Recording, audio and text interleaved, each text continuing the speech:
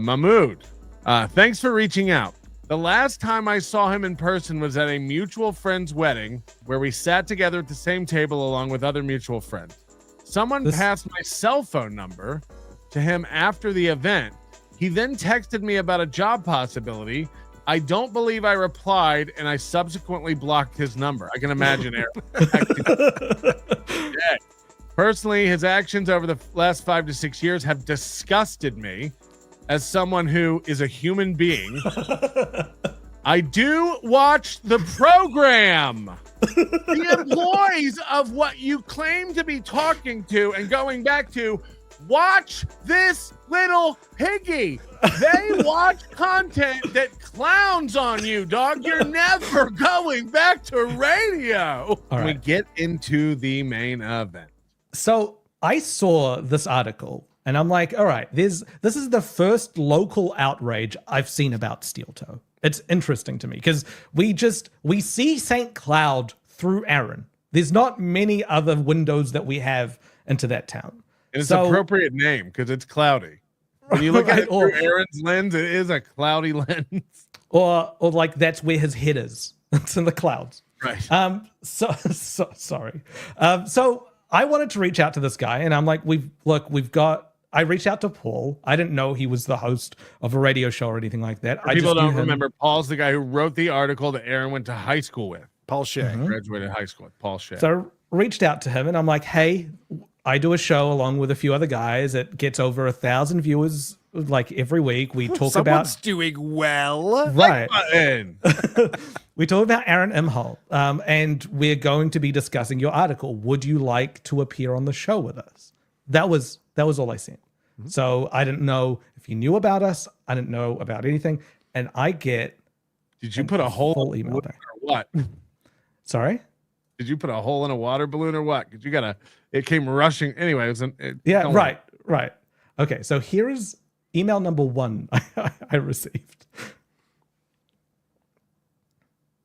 Oh, I got to put it up. Sorry, I forgot I was hosting today. All right. Who wants to read this? I'll read it. All right. Mahmood, which is what people call you when they know you. Thanks for reaching out.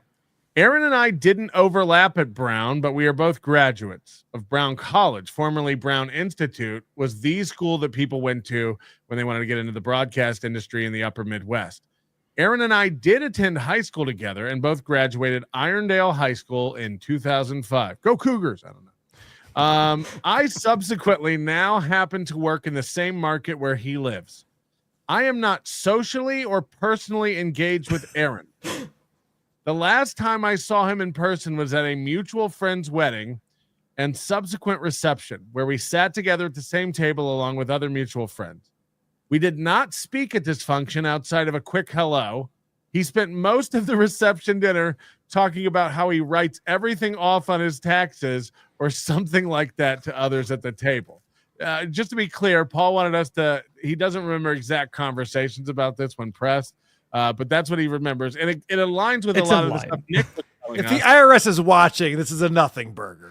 Don't worry about it. Like Aaron thinks Nick would brag about the same thing. Like Nick would say, Nick, he's always bragging about like his status in this. Aaron thinks that if you're at the edge of a tax bracket and you suddenly make $1 more, then you will make like a whole lot of money less. Yeah. He doesn't understand how that works. He doesn't understand it. That's why all your companies to barely make money. Mm-hmm. I really wasn't paying much attention to Here April as I was catching up with some other classmates that I hadn't seen in a while. It was at this reception that several of my former classmates urged me to hire Aaron. Now, this is just a couple years ago.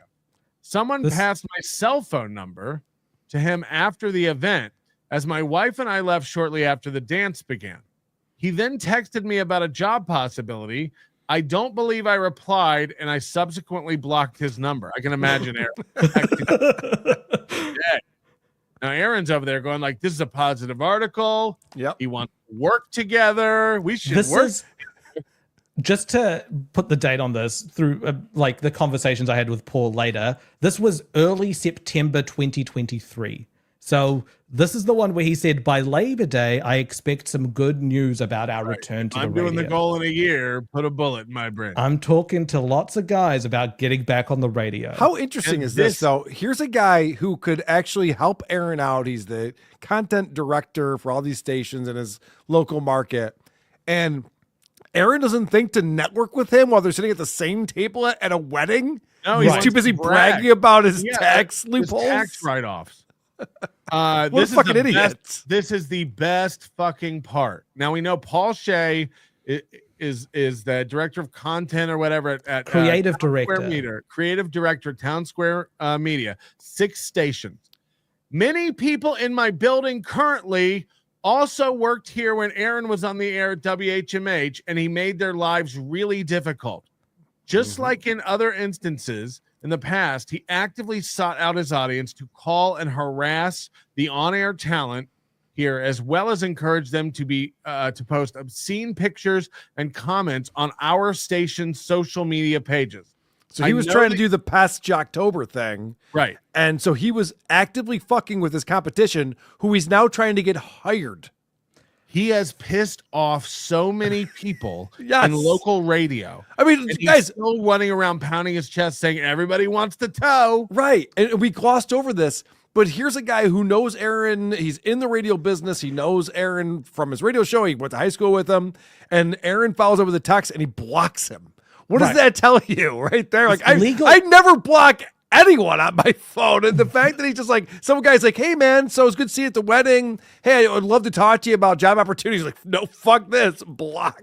This is better. This is September 2023. It's before the divorce. He was there with April. This is before any sort of legal trouble. This was before the Ricadas. They hated him. Correct. They've hated him for years. So all of the legal trouble and stuff aside, the stuff that he says is preventing him from getting back on the radio, that aside, assume that doesn't exist, he's still not going back on the radio. Yeah, they've hated him well before the legal trouble. Don't show that yet. Right. I know that you are aware of his harassment of Heather Lee in Iowa. The best part in the world's coming up. Go ahead. All right, come on. I wrote the story post more as an update, as I had heard that he was talking about a deal, and looking at his court calendar, I didn't see any updates. Same thing we've all said. Like, this is Aaron spin and bullshit. First it was an offer. Now they're waiting to finalize details. Then he's like, I can't tell you why I think this is over soon. Which is it? I didn't see any updates, so I was hoping to force someone's hand to prove it. If you were offered a deal in this case, like he stated online, wouldn't you just take it and not wait around? Same thing we've said. This guy's not on his side. This is not a positive article. No. They hate you. Aaron said that this guy did a great job and Fox 9 was paid off by Nick, but this is the good coverage. Right. Yeah. Okay, this is the great stuff coming up. Quasi 40 chess maneuver. As an individual who works for a large corporation, Town Square Media, and as someone who oversees 6 stations in my market as director of content, I don't think it would reflect well if I talked about Aaron. So this is him saying, I don't want to come on the show. Right. I have my own show. We're kicking ass. We're number 1. We don't need to understood. Respect that. Yes. Yes. Show me my favorite part. Get to it. Personally, his actions over the last 5 to 6 years have disgusted me as someone who is a human being, but also someone who makes a living as a broadcaster. So professionally and personally, they find you disgusting. This guy hosts the number 1 morning show in the market. We just in the market. Yes. Go ahead. You don't do the stuff that he does and keep a job anywhere. Even Howard O&A learned that lesson. Aaron isn't Howard, Opie, or Anthony, but he wants to be, hence the reference. Yep. I do watch the program. That's awesome. This little piggy, as do several of us in the building. Hi, guys. Enjoy most of the insights that you, Big Sauce, and Carl bring to the table in discussing Imholte. In the radio station building, the employees of what you claim to be talking to and going back to watch this little piggy. They watch us dunk on you every week while you tell your audience that you're going back to radio and you're talking to all these people. You liar. They're also writing up more an of a fan- offer letter, though. You got to they're understand, like, more it's of a Friday at fan of 4. This little piggy. They're watching this little piggy in Minnesota. The number one host of radio in St. Cloud is a fan of the show that makes fun of you, loser. I didn't mention this little piggy in the email that I sent to him. You did not. I didn't mention Patrick or Carl or Tukey. He said Big Sauce. he watches the show enough to know you're called Big Sauce. Yes, we don't call me Big Sauce on this show. That's an NLO thing. They watch content that clowns on you, dog. You're never going back to radio. But can I explain the most important part of this? Right. Tukey was not mentioned. Fuck Right. Tukey. This so. fucking asshole never helps us on the you, show. Tukey. It's supposed to be the 4 of us. And there's Tukey. Tukey doing nothing as usual. And look, Paul, if this trial goes ahead, you have us on your show in the morning. Like we're Yeah, gonna we'll be all there. be in-person guests. And then you went back and forth with this guy, and this guy's like, if you guys ever come to St. Cloud, let's get together. There's a second email. Do you want to see? Yes. All right. I You love want this to guy. see all the shit clown. He wants to hang out. I love it. All right. So this email is it's the whole email shows up. I can't scroll, but Oh, this is a positive news. I'm in the media. Moody, feel free to use this email, but please omit the tax reference as it's not a hard quote. Yeah, we know that. I don't need to be anonymous. It should be clear that Aaron and I don't deserve that I don't desire to have any personal or professional contact with him. The worst, by the way, he sent screenshots of Aaron like, hey, we should work together. Yes. He doesn't answer. He doesn't answer So you. he blocked him on his phone. So then Aaron tried to like message him through Facebook or something. He And keeps trying. and he just doesn't answer. It's Aaron like, should we work? Should we talk about Steel Toes return to radio?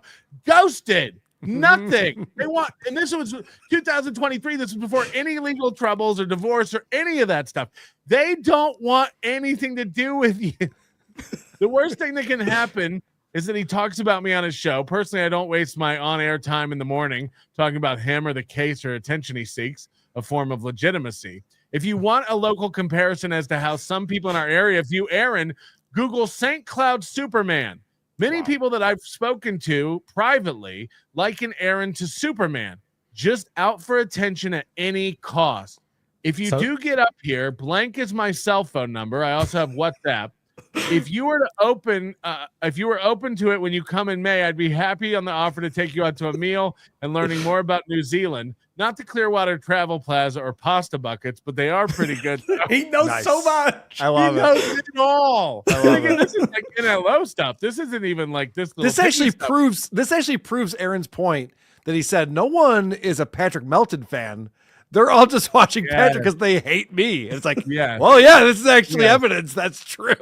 Or is it just gaining me fans? I don't know. Maybe they're maybe we're bonding over the hate. Right. So St. Joseph, next to St. Cloud, has New York Times featured restaurants and bakeries. It's a can't miss town for some culinary options to stop at if you come. Regards, Paul Shea. Yeah, but where do we get the Coke from? I've got one more thing to share. So this is I'd be curious to know how many markets that are smaller than St. Cloud have talent on the morning shows. right. I'd be surprised if they even have local talent and they're not just syndicating or doing just regular music or something. This is important to set up because I missed the date at the beginning of this. It's June 20th, 2015. Right. So Paul said, look, I know you guys, I watch this little piggy, I watch NLO. I know what play a clip means. So I want to play my clip. So he sent me this screenshot. Nice. He says, this is my entire conversation history with Aaron on Facebook Messenger. Because at this point he has Aaron blocked on his cell phone. Heck, Yeah. So in 2015, Paul wasn't living in St. Cloud, but he was considering a move there. And since him and Aaron was on the radio. Aaron was on the radio in his prime, 2015. And so he was feeling out the area, wanting to see who's hiring, what's the lowdown there. So he sent him a message, 2015. Hiring up in St. Cloud, normal message to send. Like, if you know someone in a market. And Aaron gives him his feedback. This is Pigs. Sorry, go ahead. But like, this is a normal conversation that you have with like an acquaintance that you have if you're reaching out and you come from the same place and you're going there. And by the way, so Aaron says, not great gigs, sales mostly. And this is what we said about Aaron from the beginning. Aaron's never really had a true radio job. He sells ads, and that affords him the luxury of talking in between ads. It's like how women view the Super Bowl. You know what I mean? Oh, is there a game on? I just watch for the ad. Yep. Not great gigs, sales mostly, but sending on-air stuff with it may not be a terrible idea. Lots of stuff to be sold. Wide open market, but cheap management up front. Same as it is now. That's why he's offering to work for free. If you want me to get you a meeting, I can, but don't let them lowball you. I read this as different. And then Paul says, I'll think about the move and let you know. Thanks. If I know Aaron the way I know Aaron, he's insecure. Mm-hmm. And he doesn't want to, he would never help anyone. He'll throw you under the bus. I would never ask Aaron for a favor, like use Aaron's name to get hired somewhere or a job. Paul didn't know any better back then, probably. But if you want me to get you a meeting, I can't. I can imagine Aaron going to his boss and being like, there's this guy from like, he's an old friend from high school. I told him I'd do him a favor and talk to him. And then on the other side, he's telling Paul, like, don't let him lowball you. He's admitting management's cheap and there's not much money. But he's telling Paul, don't let him lowball you. He don't want Paul coming into his market. And he is definitely what he's responding with is, dude, the jobs here suck. You don't want anything to do with it. You don't want any of it. And if you did get hired, you'd be getting paid less than you're worth. Right. It's that exact thing. Like you find it's fishermen. They found a sweet spot. They found a honey hole. right. You don't want to be that. It sucks. Dude, I'm an idiot. I stay out there all day and I can't catch nothing. You don't need to look at my GPS. Like, don't worry about it. All right. So for years go by. Over 8 years after this message, they don't talk on Messenger, but they meet at a wedding. Yep. And at this wedding, which Paul discussed earlier, this is around the time, September 2023, when Aaron was saying, I'm going to be back on the radio soon. I've made some good contacts, all of that. This is the message that we get from Aaron. So are we supposed to talk about Steel Toes return to radio? Huh? That's it. Huh? This is how Aaron thinks reaching out to people and like contacts in the radio is like. Yep. This is his network. And then he'll brag about this comment for weeks. Like, I'm talking to people. Yep. I'm talking to people. We're in talks. And in July of 2023, he told people he was in talks with radio, and by Labor Day that they would have a big announcement. So this shows that closer to Labor Day, he still had nothing on his hook. There was nothing going on. So this is September 2nd at 11:37 p.m. Yes. That's a weird time to send this message. I'm thinking he was drinking. Well, he's already disappointed April, probably. She's Yes. passed out. He's up furiously sleepjacking and mac salad, which he squirts extra mayo on. So he's frothed up. He's got white all over his mouth. He's ready to go.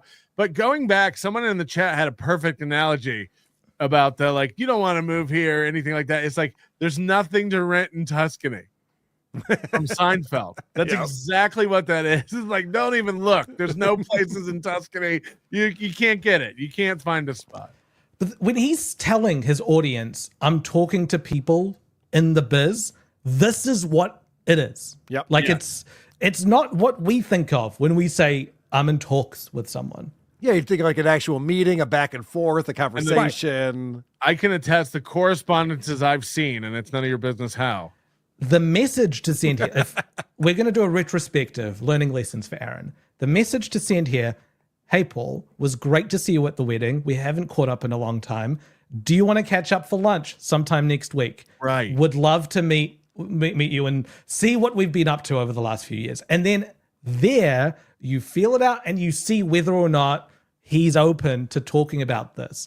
You don't cold call someone like this. Well, again, the messages that I've seen too have this same desperate cut to the chase energy, no small talk, where he's just like here's what Steel Toe can do for you. You need Steel Toe at your station, or like, could you please bring Steel Toe to your station? Like, what about Steel Toe on your station? Always be closing.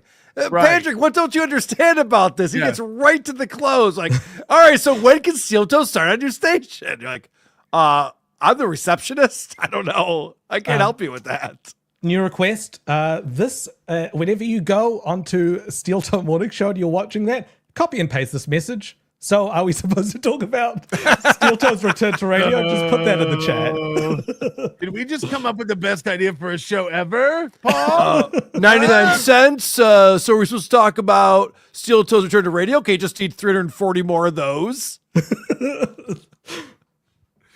So and again, not to pop your balloon, Aaron, but this positive article, everyone in that building is clowning you. 6 stations wide. Yes, And I'd be watching this show. I'd be willing to bet that other places that you've worked and buildings that you've worked in with adjacent stations are also doing the same thing.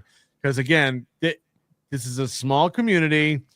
There's not many companies doing it. Everybody kind of knows each other. You see this, like, oh, I went to high school with like one of my best friends is his best friends, and we're all, and I know that, like, so in the industry, I imagine it's even tighter. They hate you. You're never going back to radio.